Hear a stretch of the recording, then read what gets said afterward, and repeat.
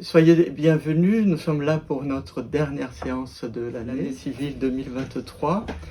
Donc je suis très heureux de participer à cette dernière réunion parce qu'il y a quelques mois ou quelques années, je ne me souviens plus exactement, j'avais dit à Gérard, je présenterai votre livre Les Bibliocastes. Et évidemment, j'ai pris le pari de le faire et après je me suis dit, j'ai l'auteur à côté de moi, donc ce serait prétentieux de ma part de vouloir le présenter. J'ai trouvé plus astucieux de le lire et d'essayer de préparer quelques questions et de vous donner la parole afin que vous puissiez justement contextualiser cet ouvrage dans votre travail. Alors j'ai lu avec beaucoup d'intérêt, j'ai trouvé que c'est un ouvrage très érudit, très savant, comme vous savez le faire. Il a été écrit il y a déjà quelques années, j'étais très jeune. 90. Voilà, et il était écrit il y a déjà quelques années, et donc on va essayer de voir s'il est toujours d'actualité, si aujourd'hui vous feriez le même livre, etc. Donc je pense que c'est un livre qui va dans la suite de Manger le livre. Hein. Donc après L'enfant illégitime en 1981, chez Hachette Littérature, et Manger le livre chez Grasset en 84, vous écrivez donc les bibliocastes. Dans Manger le livre, vous mettiez en évidence le rapport entre la psychanalyse et la tradition juive. Vous démontriez qu'il existe chez Freud un dialogue secret entre son œuvre et sa culture religieuse. Vous faisiez le lien et l'analyse des rites alimentaires de la religion juive et de ce qui révèle de la dimension symbolique de l'acte de manger. Avec les bibliocastes parus aux éditions Grasset, cet ouvrage a été réédité sous le titre des Folies millénaristes en livre de poche en 2002.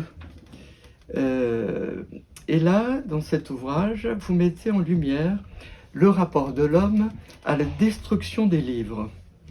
En tant que psychanalyste, vous examinez les poussées de fièvre délirante qui prennent les sociétés humaines à travers les temps, en décrivant le fonctionnement, les discours, les agissements des foules possédées par le millénarisme, à savoir la certitude que à la fin des temps est arrivée et qu'une nouvelle ère commence. Alors, c'est un livre, comme je vous ai dit tout à l'heure, très dense, très érudit, et chaque chapitre mériterait qu'on s'y attarde et qu'on consacre presque, peut-être pas la nuit, mais une séance, parce que c'est vraiment, pour ceux qui l'ont lu, c'est vraiment, chaque chapitre est très dense. Mais ne pouvant pas le faire, je vais essayer d'aller vers l'essentiel et de questionner un petit peu Gérard pour essayer de situer cet ouvrage dans le contexte de vos travaux, puisqu'il y a eu L'enfant illégitime, Manger le livre, et 6 années plus tard, les bibliocastes. Donc, dans la préface, vous écrivez que vous avez conçu et rédigé l'essentiel de cet ouvrage pendant un séjour à Jérusalem, entre 85 et 88. Oui. Voilà. J'ai résidé là-bas. Donc je me suis dit, est-ce qu'on peut situer un petit peu le contexte de cette période où vous étiez à Jérusalem?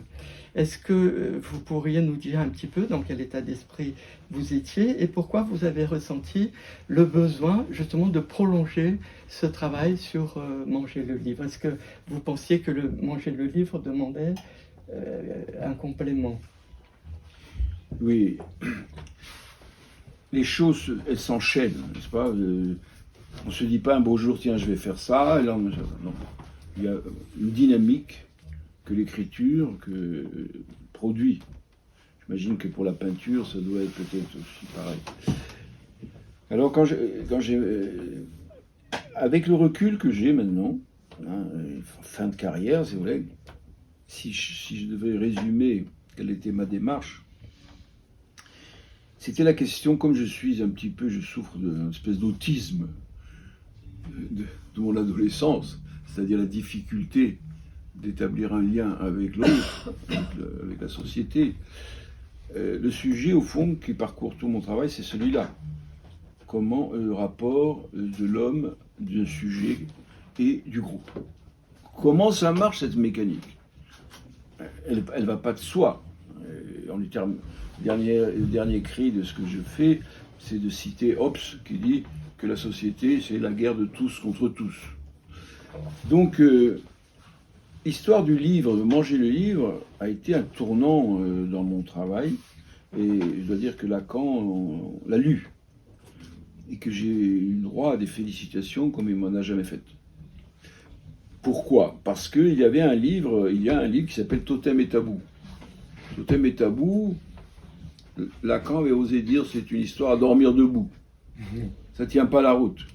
Cette histoire d'un père primitif que ses fils ont tué, qu'ils ont mangé, puis qu'ils remangent chaque année. Tralala. C'est la grande théorie totémique que l'on doit à un grand monsieur qui s'appelait Fraser, le grand ethnologue anglais, mais sur ce plan-là, sa théorie ne tient plus la route. Et ce qu'il dit de manière très violente, c'est Claude Lévi-Strauss dans son livre qui s'appelle Le totémisme aujourd'hui. Le totémisme aujourd'hui, aucun ethnologue n'y croit plus. C'est rare dans une discipline scientifique que tout le monde soit d'accord.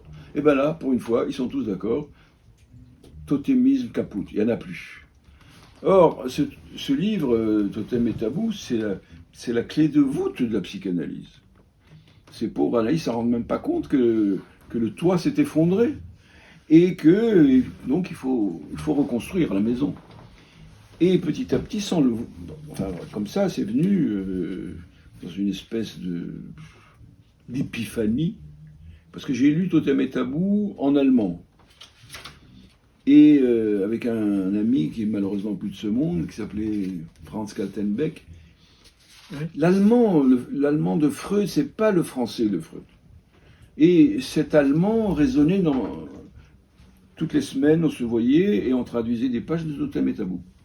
Je ne suis pas un germaniste, je voulais apprendre l'allemand et j'ai pris curieusement comme support de mon étude Totem et Tabou. Et nous l'avons lu page à page pendant pas mal de temps. Et cet allemand-là, je sentais qu'il y avait de l'hébreu dans cet allemand. Ce qu'on ne perçoit pas en le lisant en français.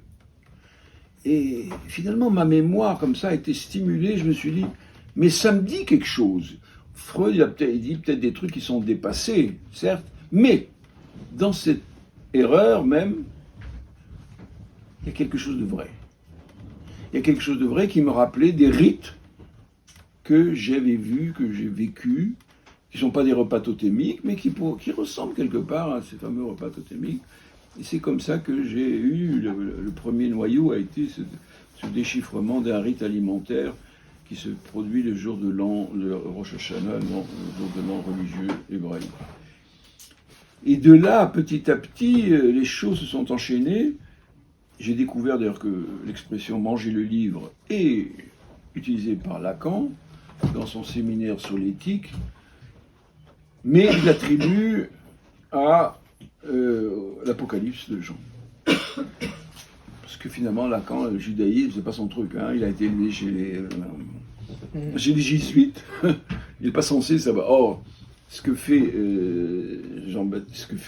Saint Jean dans son Apocalypse, c'est aujourd'hui, on dirait un plagiat d'un texte mot pour mot, employé par un prophète de l'Ancien Testament qui s'appelle Ézéchiel. Ézéchiel, il a cette vision du char céleste qui est la base de l'ésotérisme juif, qui est la base de la Kabbale. Bon, bref. Donc petit à petit, il dit, mange ce livre, il sera doux à ta bouche et amer à tes entrailles. Mange et parle. Donc pour parler, il faut manger le livre. Quand même une intuition extraordinaire là-dedans.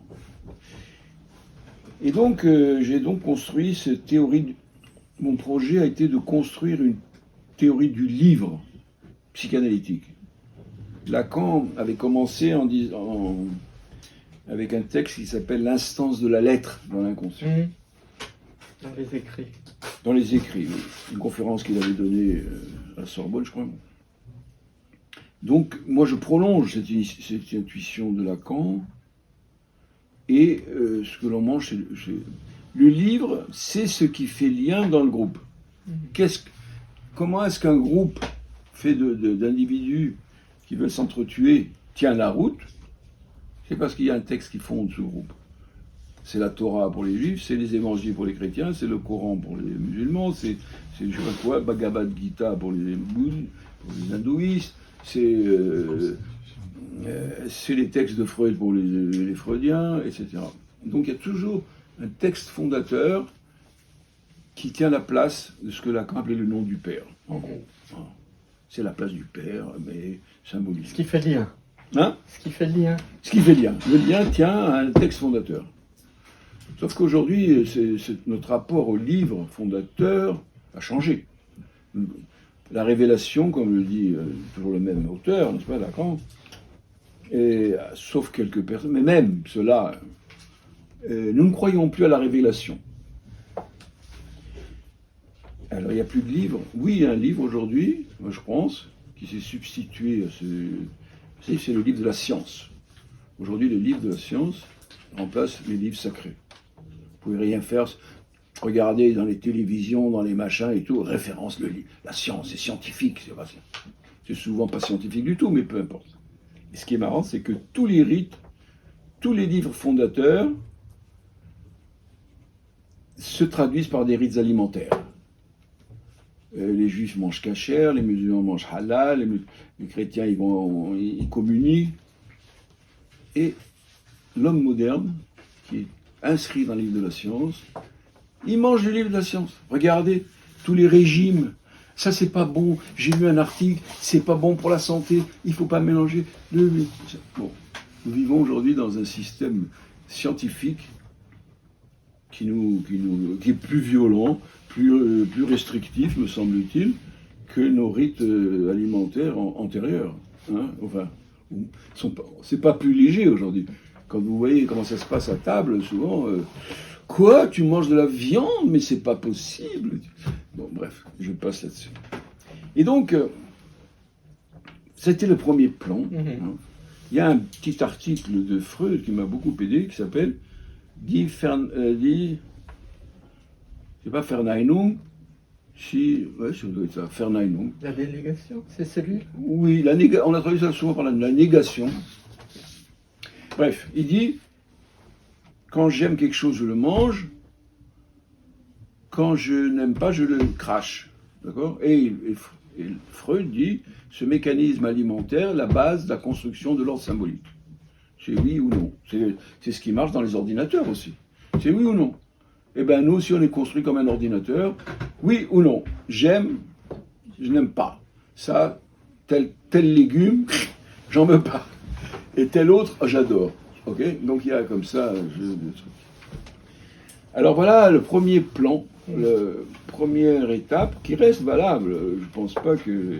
Moi, pour ma part, je ne rejette pas ce travail. L'incarnation, c'est un acte amoureux. Quand je mange kasher, si vous voulez, ou halal, c'est par amour de ma tradition juive. C'est un acte d'amour à Dieu. C'est pas simplement par diététique. Ça, Maïmonide a été catégorique. Il dit arrêtez de croire que si on mange pas de lait et de la viande, c'est parce que c'est pas sain. Pas du tout.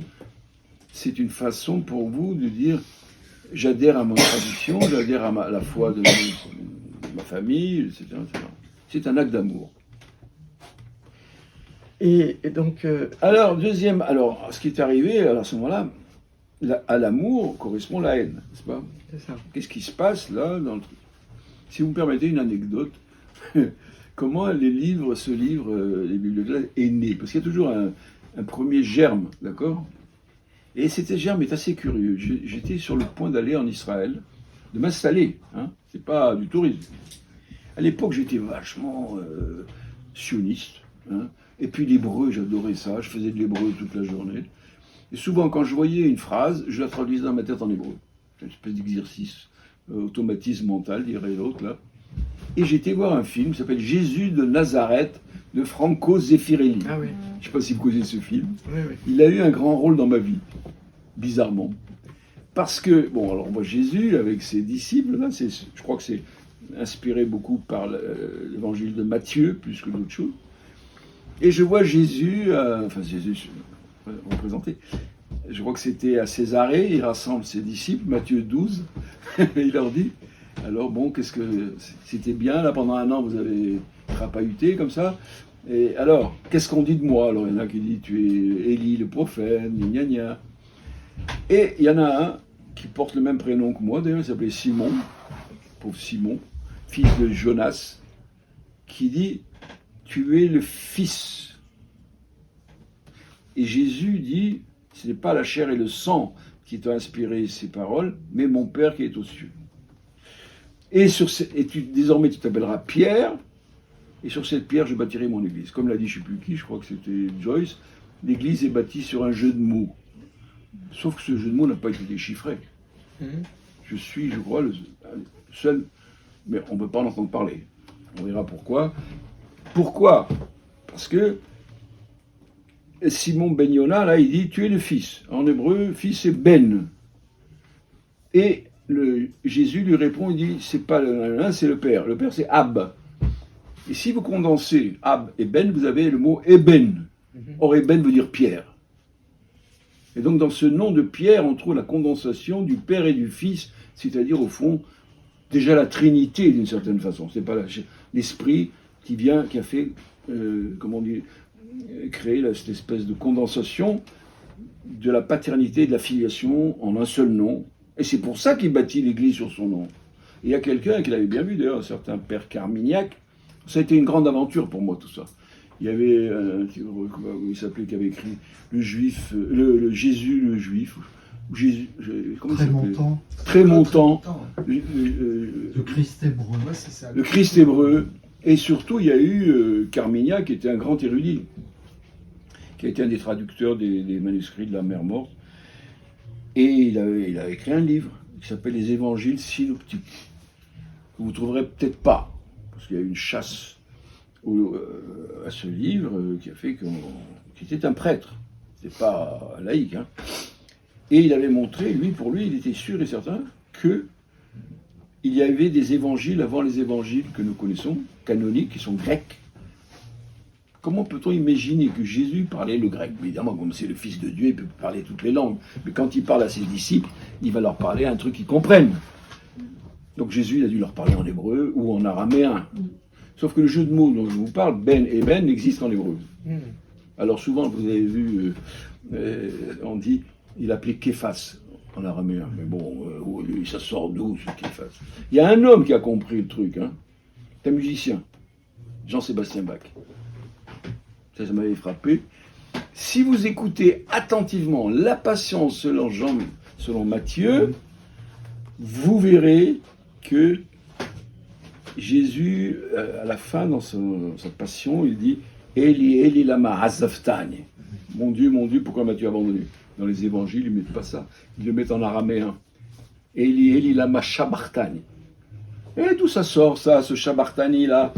C'est symptomatique, parce que ça n'existe pas. Les psaumes, c'est en hébreu. Arrêtez de nous emmerder.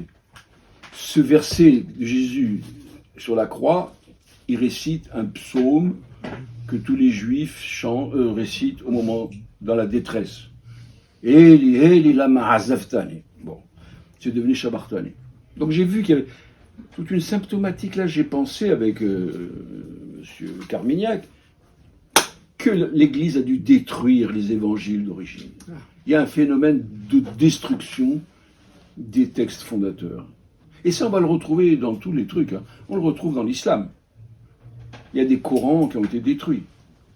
Et puis, même dans la Bible, si vous voyez, vous avez le truc, là, Moïse, quand il descend ici, là-bas, de la montagne, la première chose qu'il fait, c'est détruire les tables de la loi, c'est-à-dire le livre fondateur. Alors on dit que c'est lui qui l'a détruit. Donc c'est ça qui vous a mené de manger le livre à la destruction du livre. Voilà, la haine du livre. À cette pulsion, vous appelez pulsion biblioclastique. Biblioclassique, plastique, c'est-à-dire destruction.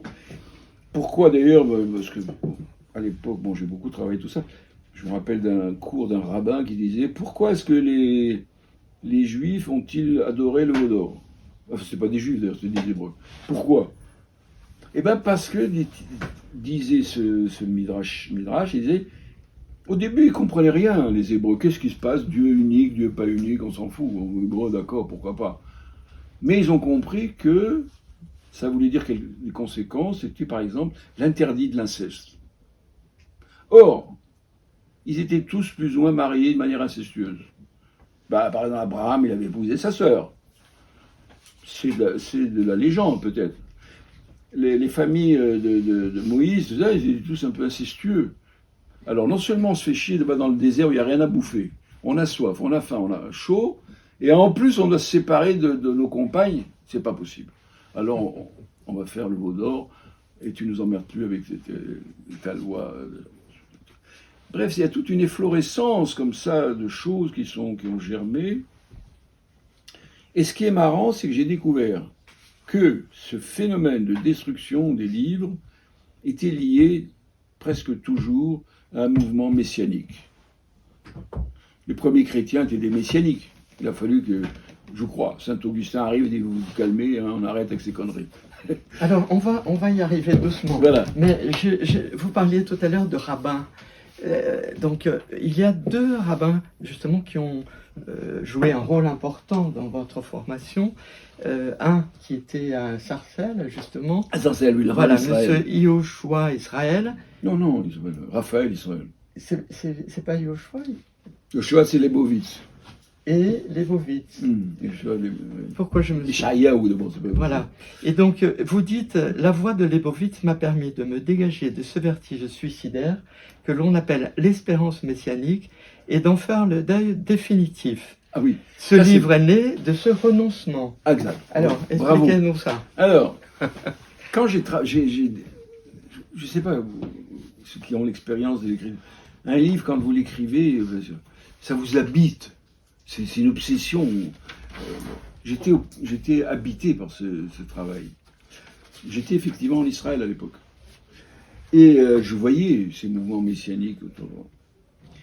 Et donc, je me suis aperçu à un moment donné que ce phénomène était toujours lié à un mouvement messianique. Les mouvements messianiques dans le monde juif sont très nombreux. Il n'y a pas eu que Jésus, il y en a eu avant, il y en a eu après. Et là, moi, un texte qui... Donc, souvent, chez les juifs, même qui se disent athées ou non, tous qui ont rompu, disent-ils, avec la tradition, avec la foi, etc. Si vous voyez, il reste chez eux un noyau qui est le messianisme. Ils croient tous au messianisme. Sous quelle forme ? Sous la forme du communisme. C'est quoi le marxisme ? C'est un messianisme. Cette idée messianique, il y a un type comme un éminent érudit, je ne me rappelle plus de son nom, en France, qui a écrit un livre sur le messianisme. Les différents mouvements messianiques. Le sionisme est un messianisme. Pourquoi ils ont été là-bas ? Pour se remettre sur un endroit où la parousie, c'est la grande foi d'ailleurs des évangélistes américains. Et donc je me suis dit, je ne peux pas écrire ce livre. Pourquoi ? Je veux bien rompre avec tout ce que vous voulez, mais rompre avec le messianisme, c'est rompre avec le judaïsme, avec le peuple juif. C'est une trahison que je ne pouvais pas supporter. Je ne suis pas Spinoza, je n'ai pas la force de caractère de Spinoza. Je suis un pauvre mec qui fait ce qu'il peut. J'ai dit, je ne peux pas. Et je suis tombé sur un texte, pas toujours ça. Il faut bénir le hasard.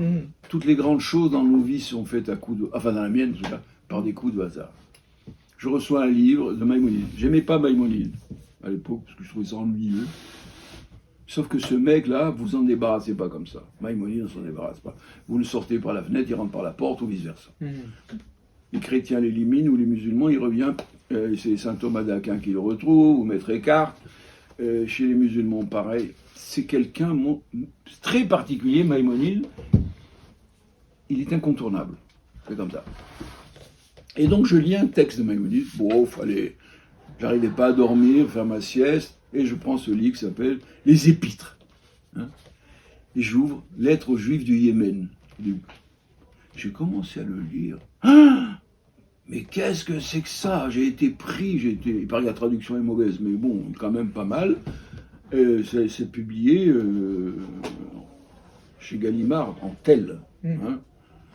Lettres aux Juifs du Yémen, dans lequel il dit tout Messie qui vient, il faut le mettre en hôpital psychiatrique. Mon maître plus tard, Lebovitz, dira Il ne peut pas dire je crois plus au Messie parce qu'il rompt. Alors qu'est-ce qu'il a dit? Le messianisme est un horizon, mais inatteignable. Maintenant, s'il y a un qui arrive et qui dit qu'il est le Messie, c'est un escroc, il faut le mettre en prison, il faut le mettre à l'hôpital, enfin, il faut lui faire... J'ai dit, quoi? Maïmonide, le grand Maïmonide, le pilier de toute la synagogue, dit ça? Moi, je peux le dire aussi, alors. Et c'est comme ça que j'ai démarré et j'ai pu me désinhiber. Et en même temps, je suis allé à Jérusalem à l'époque, j'avais un ami qui n'est plus de ce monde, qui s'appelle Silvio Yoshua, professeur de littérature française à Tel Aviv. Je lui dis, j'ai une passion pour Maïmonide. Oh, je suis un peu spécial. Quand je me mets un truc, je parle que de ça, j'emmerde tout le monde. Vous n'avez pas lu Maïmonide, mais qu'est-ce que vous foutez? Comment pouvez-vous vivre sans avoir lu Maïmonide? Bref, j'ai emmerdé tout le monde, dont mon copain Silvio. Il me dit, tu commences à me gonfler avec ton Maïmonide. Voilà un petit livre qu'a écrit un type qui s'appelle Leibowitz. Quoi? Ce type-là, cette espèce de dingo là, qui disait que la guerre des 6 jours a été une catastrophe pour le peuple juif, un cadeau, ça ne se refuse pas. Donc j'ai pris son cadeau, c'est un petit livre.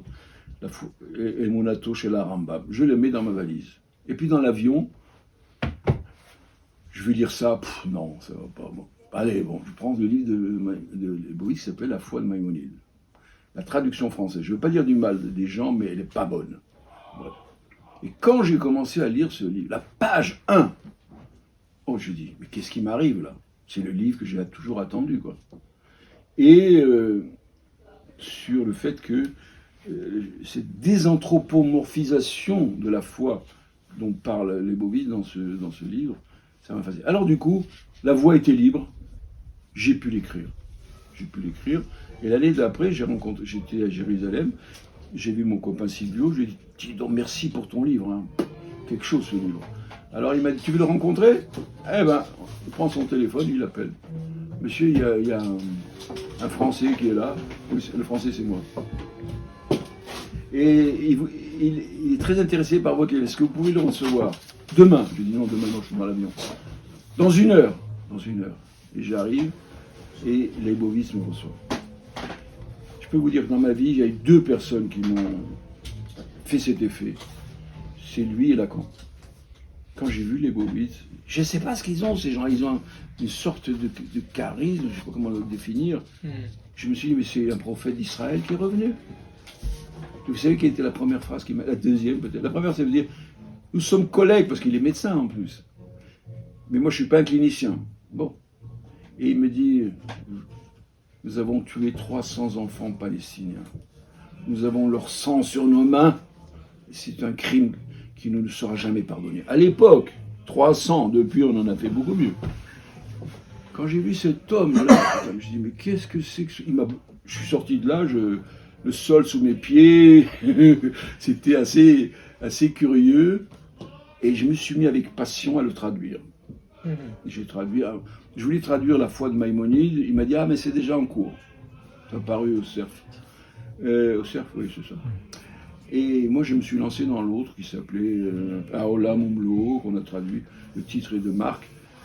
Israël, comment c'est le titre?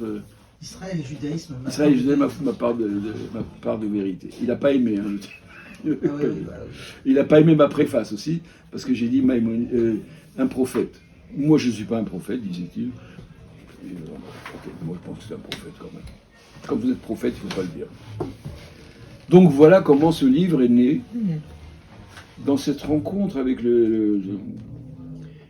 cette destruction de la culture, ce millénarisme qui veut faire table rase du passé, de la culture. C'est bien que moi qui ai chanté très très fort, du passé, faisons table rase, j'ai défilé avec ça. J'ai dit terminé, du passé on ne fait pas table rase. Le passé, on le critique, on le remanie, on le réforme, on en fait quelque chose. L'héritage de nos ancêtres, des gens qui nous ont précédés, est fondamental. Il faut l'élaborer. Ce que je fais en psychanalyse, ne croyez pas que je fais table rase, c'est dans une filiation à Freud. Je ne fais pas table rase, c'est dans une filiation à Lacan. C'est eux qui ont ouvert les portes et moi je continue dans le chemin. Voilà ce que ce livre veut me dire, c'est la question de la psychose aussi, n'est-ce pas? quand vous avez détruit le livre, comme les auteurs de la fin dont je parle, là, Kafka, Mallarmé et surtout le Rabbi Nachman, là, que beaucoup de mystiques juifs adorent, alors que c'est un malade mental, il ne faut pas le leur dire, ils protestent, ils vous insultent, ils ne vous invitent pas à la radio juive, c'est pas grave, j'ai l'habitude. Donc, réflexion sur la psychose, réflexion sur le livre. Pourquoi le livre c'est si important? Et aujourd'hui, Dieu sait. Le livre, je m'en fous, moi, qu'ils soient en papier, qu'ils soient en numérique, qu'ils soient en tout ce que vous voulez. Lire le livre sur Kindle ou sur Kobo, je sais pas quoi, ou le livre en papier, pour moi, c'est pareil. Ce qui compte, c'est de lire le livre. Dans votre ouvrage, vous donnez une belle définition du livre. Justement, vous dites « Le livre est l'objet culturel par excellence, la matérialisation sans mélange du symbolique. » Et ensuite, vous dites qu'il y a cette pulsion bibliocastique. Alors, je voudrais vous poser la question suivante. Pourquoi détruit-on les livres et d'où provient cette volonté de détruire les livres? Oui, alors qu'est-ce que vous avez dit au début La définition du livre. Oui, le livre, alors. Alors, ce qui est marrant, c'est que, vous savez, beaucoup de choses que nous faisons sont des copies de la nature. Notre habitat, une maison, c'est une copie de la grotte. Les habits, c'est des peaux, à l'origine, je parle. Il y a deux choses que vous ne trouverez pas dans la nature. Peut-être dans les chromosomes, je ne sais pas, peut-être. C'est le livre, c'est-à-dire une structure feuilletée. Une structure feuilletée qui incarne le symbolique, d'accord? Et la deuxième chose qui n'existe pas dans la nature, c'est le nœud. Dans la nature, il n'y a pas de nœud. Si vous allez dans la forêt vierge, vous avez des lianes qui font des tas de trucs, jamais de nœud. Il n'y a pas de nœud. Si vous voulez, le nœud, c'est de faire un rond avec un retour sur soi-même. Ça n'existe pas. Ça s'embrouille, ça broussaille, ça fait plein de trucs comme ça, mais pas de nœud. Ça, c'est Lacan qui nous l'enseigne. Hein. Il n'y a pas de nœud dans la nature. Ce sont les deux choses que l'homme a créées. Qui incarnent le symbolique. C'est pour ça qu'à la fin de sa vie, il s'est vachement mis sur ces histoires de nœuds borroméens et de nœuds machin et de nœuds trucs. Le nœud, c'est la spécificité du symbolique, la spécificité de l'humain. J'avais fait un article là-dessus dans une revue qui s'appelle Autrement. Et alors, d'où provient justement la pulsion? C'est vous qui appelez ça de pulsion biblioclastique? Biblioclastique, oui, c'est moi qui ai le titre de Jean-Paul Antoven. Ce désir, alors, je sais pas si vous connaissez, il y a une anecdote au moment de l'arrivée des nazis en Autriche. Et ils ont commencé par détruire. Ah non, c'est pas en Autriche. C'est pas en Autriche, c'est à Berlin en 1933. Oui, mais en Autriche aussi, non? Non, mais après, ils brûlent ça partout. Après. Mais la grande autodafé, c'est en mai 1933 à Berlin. Et d'ailleurs, dans le livre en italien. Là, mais quand les nazis arrivent ils arrivent au pouvoir. En Autriche. D'abord, ils arrivent au pouvoir. En Allemagne. Oui. Monsieur, je sais plus comment il s'appelait, là, après Hitler, il a mis comme chancelier, après les élections. Il a mis Hitler chancelier. Et là, quelques semaines après l'intronisation de Hitler et du mouvement nazi qui a pris le pouvoir, il y a eu la grande autodafé de 1933 à Berlin. Il y en a eu d'autres ailleurs, mais à Berlin, on a... Et Freud, parmi les œuvres brûlées, il y a eu les œuvres de Freud. Oui, voilà. Il y a une anecdote qui raconte que parmi tous ces ouvrages d'intellectuels qui étaient brûlés, Freud aurait dit à un ami, nous faisons des progrès, au Moyen-Âge, on m'aurait brûlé moi. Oui. Aujourd'hui, ils sont contents de brûler mes livres. Oui. Voilà. Ça, c'est une phrase du poète Heine qui a dit on commence par détruire les livres et après on finit par brûler les hommes. Il a repris cette phrase de Heine. Donc voilà l'image de l'époque, Berlin, mai 33, qui a été le moment. C'est pas une très bonne photo, mais bon. Alors, on poursuit dans ce travail que vous faites, dans cette réflexion sur la destruction du livre et dans cette compréhension de cette pulsion biblioclastique. Vous écrivez « Le racisme est la haine du livre de l'autre oui. », c'est-à-dire de la culture et des valeurs du groupe exécré. Et vous ajoutez que votre réflexion sur l'œuvre de Leibowitz vous a conduit à réviser cette théorie. Ça, vous écrivez dans la page Ah bon 15. Pourquoi vous dites ça? Pourquoi vous écrivez ça? D'abord, il y a une espèce de thèse, qu'est-ce que le racisme? Et j'ai eu cette formule que je trouve pas mal. Le racisme, c'est la haine de la culture de l'autre. Parce que l'autre, avec sa culture, et c'est aussi des histoires de double maintenant. Aujourd'hui, je ferai autrement. J'introduirai cette dimension du double. L'autre est mon double. Il vient avec une autre culture. Il vient avec une autre culture qui va remplacer la mienne, le fameux remplacement. Et ça crée en moi une grande angoisse. Et à la place de l'angoisse, j'ai la haine. L'angoisse produit la contre l'angoisse, c'est de haïr cet élément, un élément étranger qui s'infiltre chez moi, ça peut être un microbe, ça peut être une autre culture, je la hais parce qu'elle met en doute. On appelle un corps étranger d'ailleurs. C'est un corps étranger. Mais alors, par exemple, Leibovitz dont vous parliez, vous savez ce qu'il avait sur sa table là Il avait un livre il adorait ce théologien protestant. Marc, il va peut-être m'aider. Le plus grand théologien protestant. Karl Barth. Oui. Karl Barth. Karl Barth, il a dit les Juifs sont insupportables. Il a dit l'expression de Karl Barth, c'est de dire il ne faut pas comprendre. Dans le monde où nous vivons, on mélange tout. On peut être anti-judaïsme et sans être antisémite. D'accord? On peut ne pas aimer le judaïsme. Plein de juifs n'aiment pas le judaïsme. Qu'est-ce qui nous emmerde avec ça? Il y a plein de juifs qui sont antisionistes. Il y a plus d'1 million de juifs antisionistes. Ah, ils sont antisémites. Il faut être dingue comme un parlementaire français pour dire ça. Bon, enfin bon. Alors, Karl Barth a dit, qu'est-ce que le judaïsme? C'est un abcès sur le corps de Jésus. Vous vous rendez compte? Si on le fait dire ça à la presse tout non, là, vous vous rendez compte, il est antisémite.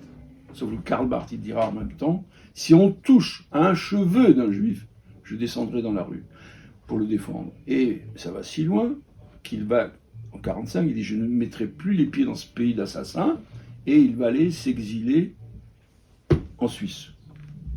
Et Leibovitz avait une admiration sans borne pour lui. Il a dit, parce que lui, au moins, il sait de quoi il parle. C'est cohérent, son truc. Eh bien, moi, je suis comme lui. Je déteste le christianisme.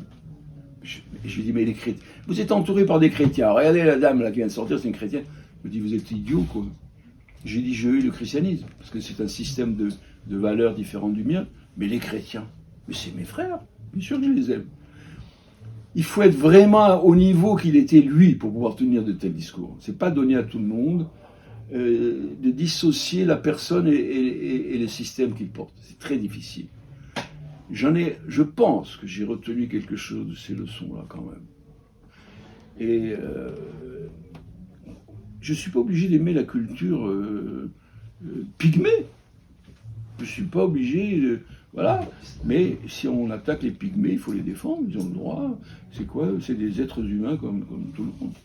Je ne suis pas obligé d'aimer la culture musulmane. La religion musulmane. Je ne suis pas obligé de croire que Mahomet, c'est le sceau de la prophétie. À tel point que les pauvres Bahaïs, aujourd'hui, on les assassine. Mais les musulmans, ce sont mes frères, des gens avec qui j'ai d'excellentes relations, qui ont contribué de manière très importante à la culture occidentale. Vous voyez, la débilité qui règne fait que vous ne pouvez pas tenir le discours que je tiens devant vous. C'est très difficile. Je dois aimer. Pourquoi aimer? On n'est pas obligé d'aimer tout le temps. L'amour, c'est...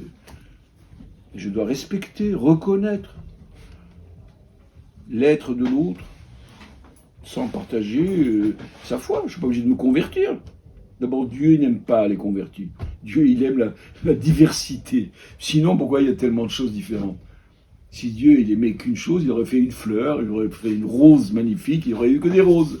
Mais non, il y a des roses, des lilas, des iris.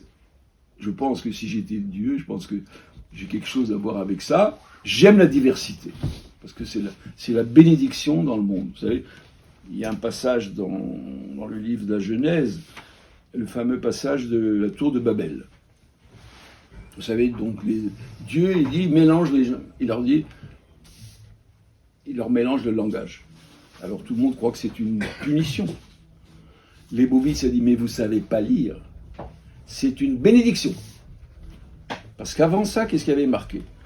Kulam omrim otodavar medabrem safachat. Je vous cite en hébreu.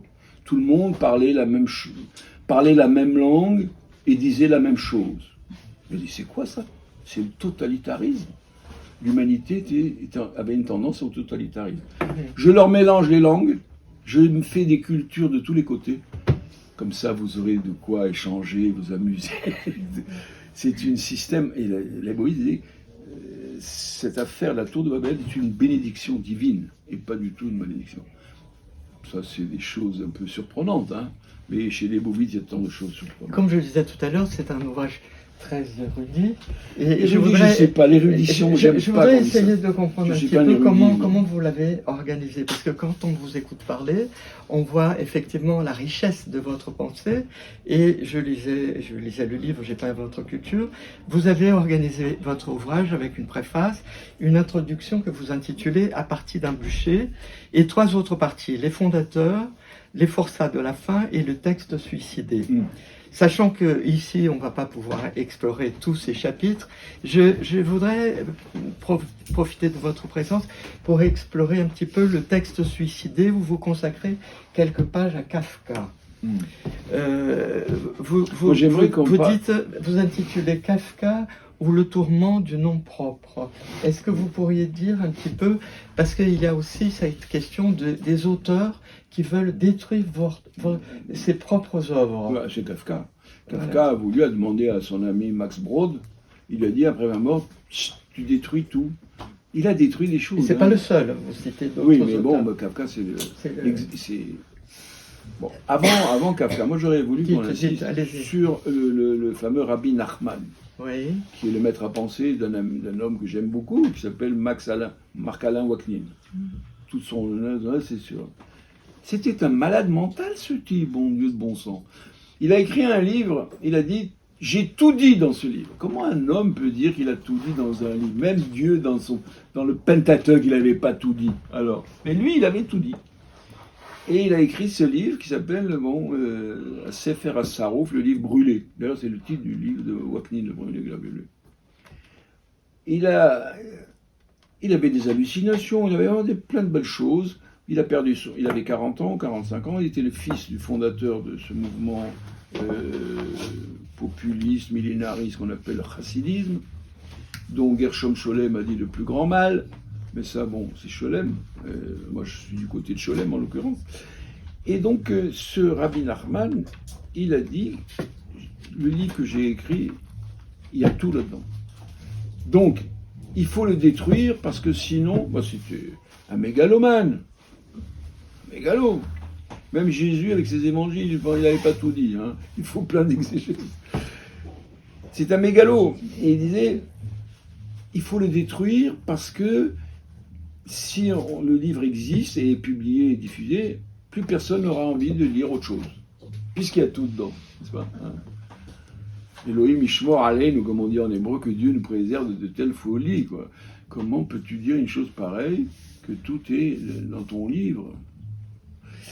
Et ça va devenir quand même une des références de beaucoup de gens, dont Kafka. Et donc Marc-Alain Waknin a été le grand vulgarisateur en France de la pensée de Rabbi Nachman, qui est mort et qui n'a pas eu, parce que dans cette secte chassidique, il y a plein de courants différents, à chaque fois le fils succède au père. Le Lubavitch, c'est pas son fils d'ailleurs. Le Rabbi Nachman, en mourant, il n'y a pas eu de successeur. Donc bon. Donc il y a une question autour de la paternité, de la filiation et de la psychose autour de ce. Et ce Rabbi Nachman a beaucoup inspiré Kafka. Kafka a essayé d'apprendre l'hébreu, vous savez. À l'époque, c'était mal vu. Par les juifs, allemands. Il était tchèque, mais il parlait l'allemand. Hein. À tel point que Gershom Scholem, un jour, il rentre chez lui et il dit à son père, c'est les juifs allemands, c'est pas des rigolos. Hein. Il dit à son père, papa, je me suis mis à l'étude de l'allemand. Il sort de sa poche une liasse de billets de banque, de marque. Il les lui donne. Il dit, tu prends ça et tu fous le camp, je ne veux plus te voir. Il n'a plus vu son fils. Il s'appelait Gerhard, lui. Enfin, Gershom Scholem, il a Gerhard Scholem a quitté Berlin, il a été s'installer à Jérusalem et il va ouvrir une chaire de la Kabbale, c'est le grand penseur de la Kabbale, pour vous dire. Et donc Kafka a voulu, les juifs allemands ou germanisants, ils voulaient tellement s'intégrer dans la culture allemande, croyant par là, je ne sais pas quoi, ils aimaient tellement ça surtout. Et Kafka a été contre ça, il a voulu apprendre l'hébreu. Un des textes assez connus de Kafka, c'est Lettre au père, où il parle de comment son père tyrannique exerçait sur lui. Le patriarcat à l'époque, c'était pas de la rigolade. Hein. Aujourd'hui, quand on me parle du patriarcat, moi je me gondole. À l'époque, c'est le patriarcat du temps de Scholem. Tiens, voilà 200 marks et tu te casses. Comment tu désobéis à ton père? Aujourd'hui, quand même, hein, soyons sérieux. Alors, expliquez un peu plus en détail le lien entre détruire le livre, la paternité, la psychose, le problème de Kafka. C'était le problème de la psychose. Kafka n'a pas pu... Les histoires, d'ailleurs, on le voit dans les histoires d'amour de Kafka. À chaque fois qu'il s'éprenait d'une femme, il la quittait, il n'arrivait pas à conclure avec elle. On a les lettres à Milena, des autres trucs. En même temps, il va être un des créateurs de la littérature moderne. Il a joué un grand rôle. C'est un auteur majeur, Kafka, tout le monde le sait. Et déjà, dans Manger le livre, j'avais développé cette thèse que quand la personne qui se sent menacée par la psychose, s'il a du talent, il a envie d'écrire un livre qui serait fondateur, de reconstruire le livre absent. Dans le fameux Au-dessous du volcan de Malcolm Lowry, on voit comment l'alcoolique là, du livre, il veut écrire le livre majeur, parce qu'en écrivant un livre, on reconstruit une paternité qui nous échappe, que l'on n'a pas, qui est absente. Ce qui est forclos. La forclusion. Mais pas complètement. Bon, il peut y avoir une semi-forclusion, je vais plus dire. En tout cas, il y a de la forclusion qui menace. Et en écrivant un livre majeur, on va reconstruire ça. Beaucoup de gens ont fait ça. Je dirais pas que c'est mon cas, hein, je n'ai pas écrit de livre majeur. Mais on le voit, chez Mallarmé, chez Kafka, chez Joyce, arrivé chez le Nachman, Rabbi Nachman. Oui, mais c'est paradoxal, vous dites, ils veulent créer le livre et en même temps détruire. Parce qu'il s'est aperçu que c'était un échec. Ah. Il a cru que c'était un échec. D'accord. Il a cru qu'il avait raté son... Dans Au-dessous du volcan, qui est un beau livre quand même, je ne sais pas si vous le connaissez, de Malcolm Lowry. Il y a eu un film d'ailleurs, Hein? je crois qu'il y a eu un film. Il y a un film, je ne sais pas. Oui, oui. En tout cas, le livre est toujours mieux que le film. Très très beau film. Et on voit comment, lui aussi, le livre est brûlé.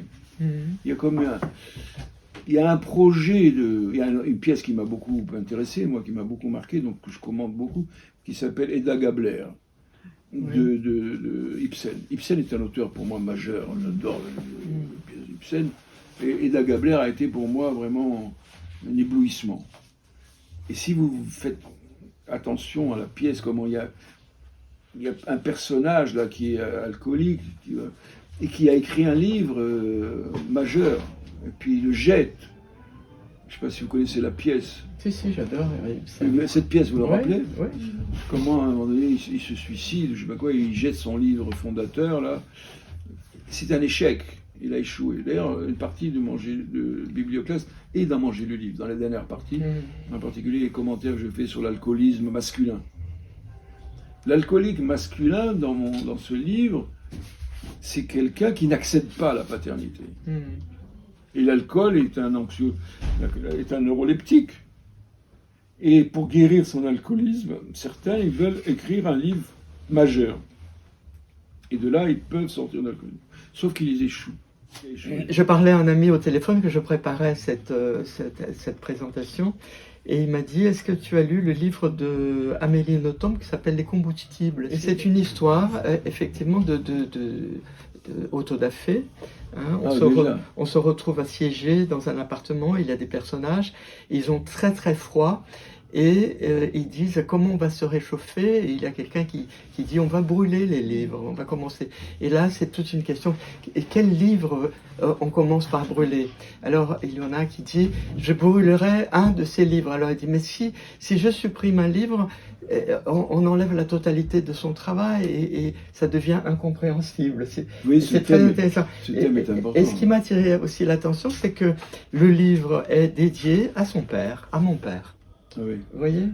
Amélie Nothomb a un tel succès qu'on a tendance à la regarder un peu de Et près. on revient à cette question de la paternité, à mon père. Alors, il y a un grand écrivain français que j'estime beaucoup, un grand poète qui s'appelle Aragon.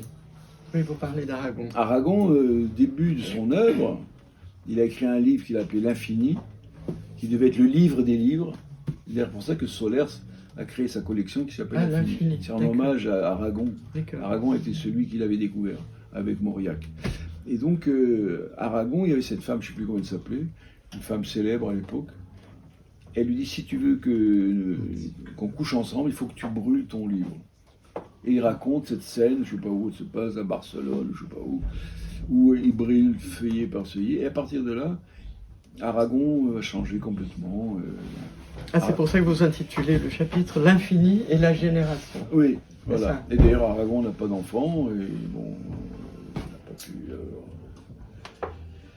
L'écrivain qui brûle son œuvre cède incontestablement au vertige tragique d'une mort totale. Donc je vous souhaite une belle fin d'année, joyeuse fête, mangez bien, mangez le livre, et nous nous retrouvons en janvier le 18.